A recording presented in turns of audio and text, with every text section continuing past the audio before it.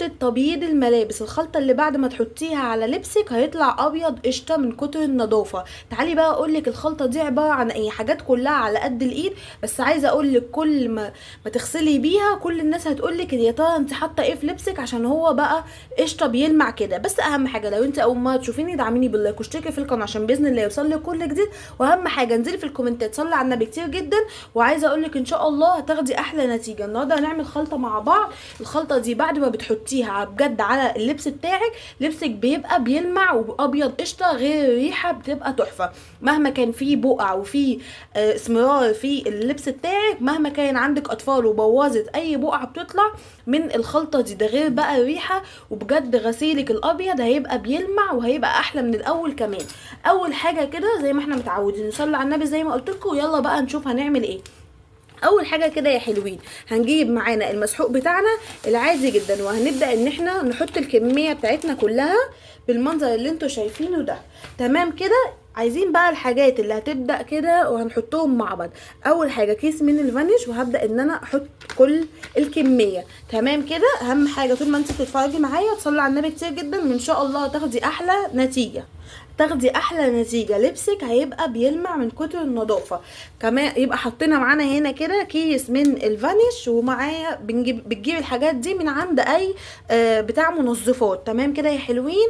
اول حاجه حطينا المسحوق بتاعنا وكمان كيس من الفانيش، ومعايا بقى كمان بسم الله ملح الليمون. ملح الليمون ده كده برضو بنجيبه من عند بتاع المنظفات. شايفين حوالي كده 3 معالق كبار من ملح الليمون. جربي الوصفه دي مهما كان استعملتي حاجات قد ايه وبرده لبسك مش بيطلع نضيف وحاسه ان هو فيه ريحه كمكمه، وكمان اللبس الابيض بيطلع فيه البقع زي ما هي، يبقى جربي الخلطه دي وعلى ضمانتي من بعديها مش هتبطلي ان انت تعمليها وهتفضل معاكي طول الشهر. وعايزه اقولك هتدعيلي بعد ما تستخدميها. اهو اهم حاجه كده امشي على الخطوات كلها وانت ان شاء الله هتاخدي احلى نتيجه.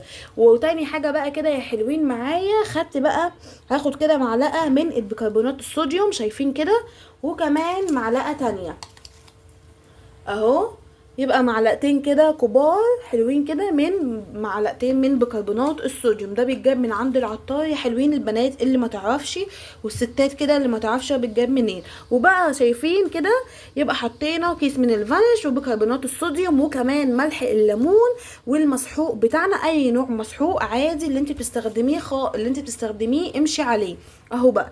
وهبدا بقى ان انا اقلب كل الحاجات دي كده مع بعض. انا عايزه بقى اعمل كل الحاجات دي كده ميكس عشان يندمجوا مع بعض، وهتدعيلي بعد ما تستخدميها. مفيش حد استخدم الوصفه دي الا بجد وبقى على طول بيغسل بيها هدومه من كتر ما هي بتطلع الهدوم بتلمع وقشطه وما فيهاش بقع والريحه تحفه بجد. يعني مش هتبطلي ان انت تستخدميها. اهم حاجه طول ما انت بتتفرجي معايا على الفيديو كده تصلي على النبي كتير جدا وهتاخدي احلى نتيجه زي ما قلت لك. بقلب كده كويس جدا، قلبت حلوه قوي لحد ما بصوا شايفين خلاص هو كده كل الحاجات اندمجت مع بعض وخلاص بقى كلهم واحد بس كده. وبتبداي بقى ان انت عادي تغسلي بطريقتك العاديه خالص وشوفي النتيجه، وبجد شوفي الريحه مهما كان عندك بقع صعبه غسيلك هيبقى بيلمع قشطه بعد استخدام الوصفه دي. اهم حاجه لو انت وصلتي معايا لحد هنا وعجبك الفيديو دعميني باللايك واشتركي في القناه عشان باذن الله يوصلك كل جديد. اشوفكم ان شاء الله في فيديو جديد ووصفات تانية كتير. مع السلامه.